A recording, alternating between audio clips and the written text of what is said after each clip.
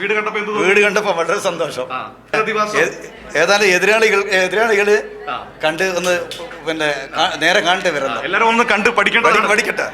സന്തോഷം. അപ്പൊ ആ ഒരു സന്തോഷം, അതായത് സർക്കാരിന്റെ ഒരു ഇടപെടൽ, ആ വീട് നൽകിയ മികവ്, ഇതൊക്കെ അവരിങ്ങനെ പറയുകയാണ്. അടുക്കള കാണാൻ ഇറങ്ങിയതാണല്ലേ വീടിന്റെ? എങ്ങനെയുണ്ട്?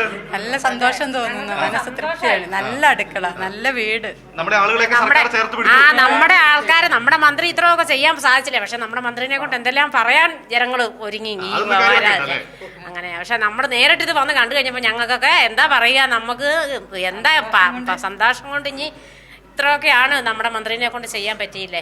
നമുക്ക് സാധ്യമായതെല്ലാം ചെയ്തു അല്ലേ?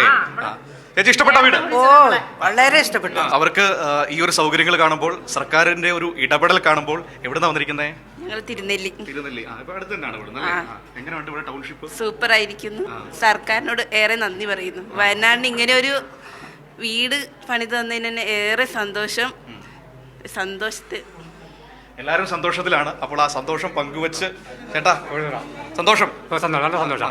ഗവൺമെന്റ് ഏറ്റവും നല്ലൊരു പാവപ്പെട്ട ജനങ്ങളെ ഈ നിലയ്ക്ക് എത്തിച്ചത് നല്ലൊരു കഴിവാണ്, ഗവൺമെന്റ് കഴിവാണ്. അത് എല്ലാവിധ ആശംസകളും ഗവൺമെന്റിന്. തീർച്ചയായും സർക്കാരിന്, ഒപ്പം തന്നെ മുഖ്യമന്ത്രിക്കൊക്കെ എല്ലാവിധ ആശംസകളും സ്നേഹവും പങ്കുവയ്ക്കുകയാണ് അപ്പോൾ ഈ മനുഷ്യർ. ഏതായാലും ക്യാമറാമാൻ അനിൽ കല്യാശ്ശേരിക്കൊപ്പം മനുമാടപ്പാട്ട്, കൈരളി ന്യൂസ്.